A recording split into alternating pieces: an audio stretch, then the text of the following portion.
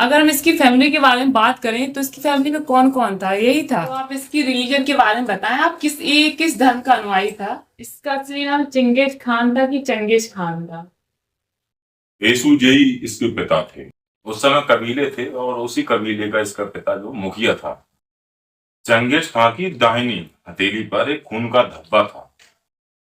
इसके 3 सगे भाई थे और एक बहन थी और शायद 2 इसके सौतेले भाई भी थे। इसकी शादी बोड़ते के साथ हुई थी और तब शायद इसकी उम्र 12 साल की रही होगी। ओगु रचू था ये इसका दोस्त, बहुत ही खास दोस्त था ये। उसका सगा भाई जम्मू का भी उसके साथ रहता था।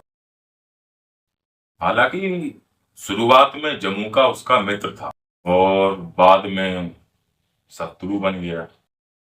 और उन कबीलों में, जिस कबीले में ये लोग रहते थे, उस कबीले में लड़ाई हुई और उस लड़ाई में उसके पिता की मृत्यु हो गई।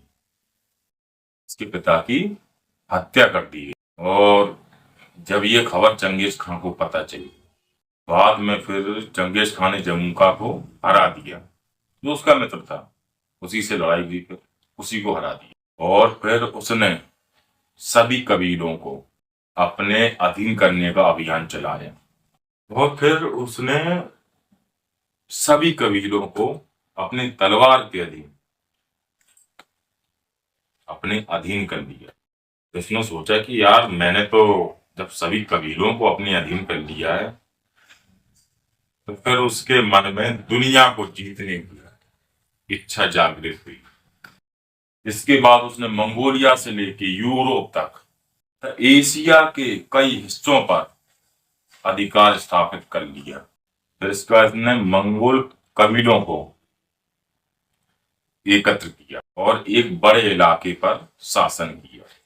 उस समय उसके राज्य की बात करें, जो शासन कर रहा था वो, तो आज का कोरिया, चीन, रूस, पूर्वी यूरोप, भारत के कुछ हिस्से और दक्षिण पूर्वी एशिया आते हैं।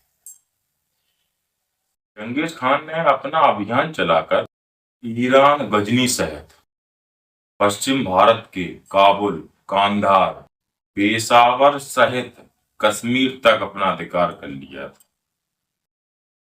उस समय चंगेज खान ने सिंधु नदी को पार कर उत्तरी भारत और असम के रास्ते मंगोलिया वापस लौटने की सोची, लेकिन वह ऐसा नहीं कर पाए।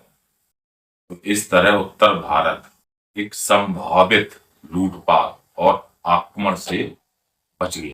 इसका जन्म 1162 के आसपास हुआ था। आधुनिक मंगोलिया के उत्तरी उत्तरी भाग में ओनो नदी के किनारे हुआ था और इसकी मृत्यु 18 अगस्त 1227 में हो गई। राइटर है जैक वेदरफोर्ड, उन्होंने चंगेज खान के बारे में एक पुस्तक लिखी है। उसमें आपकी क्या राय है? कहा जाता है कि उसके पास इतना पैसा और भूमि थी कि वह अपने शासन काल में इसका उपयोग कर पाया और ना ही कभी हिसाब किताब लगा सका। हाँ, उस किताब में ये लिखा गया है कि जैक वेदरफोर्ड का कहना है कि उसने अपने जीवन भर लूटपाट की, सारी दुनिया से उसने पैसा इकट्ठा किया, लेकिन उस पैसे को चंगेज खान ने अपने परिवार के किसी भी सदस्य पर खर्चा नहीं किया। उसमें यही लिखा है इस बुक में। जैक वेदरफोर्ड ने के बाद उसको साधारण तरीके से दफनाया गया। उस समय उसको दुनिया के सबसे अमीर लोगों में शामिल किया गया है, ऐसा लिखा था उस बुक। तो आप इसकी रिलीजन के बारे में बताएं, आप किस धर्म का अनुयायी था? तो देखिए, अगर हम उसके धर्म की बात करते हैं तो प्रारंभिक तौर पर एक मंगोलियाई शासक था और बौद्ध धर्म का अनुयायी था। चंगेज खान अपनी संगठन शक्ति, बर्बरता तथा साम्राज्य विस्तार के लिए कुख्यात रहा है। सबसे खूंखार शासक या सबसे निर्दयी शासक क्या यही था या इसके अलावा कोई और भी था?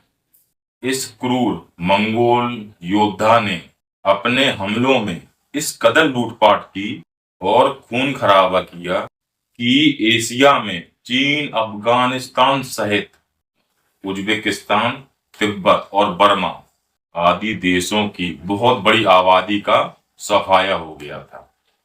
मुसलमानों के लिए तो चंगेज खान अल्लाह का कहर था। अगर देखा जाए तो उसके हमलों से करीबन 4 करोड़ लोग मारे गए थे। इसने अपनी पत्नी को छुड़ाने के लिए कई लड़ाइयाँ लड़ी हैं, या फिर ये कोई मतलब ऐसे एक झूठ है, या फिर कह सकते हैं इस बारे में क्या मतलब आपकी राय है, आप क्या कहना चाहते हैं इस बारे में? उसकी शादी की बात करें तो उसने दर्जनों शादियां की। कम से कम उसके 200 लड़के थे और उसके बेटों ने आगे चलकर कई राज्य कायम किए और साथ ही साथ विशाल रन रखे, जहां बड़ी तादाद में उसके बेटे पैदा हुए थे। इसके डीएनए और इसकी नस्ल और जो शादी है ना, उसके बारे में हम जो हमारी बात है लास्ट बात करते हैं, आप बताएं।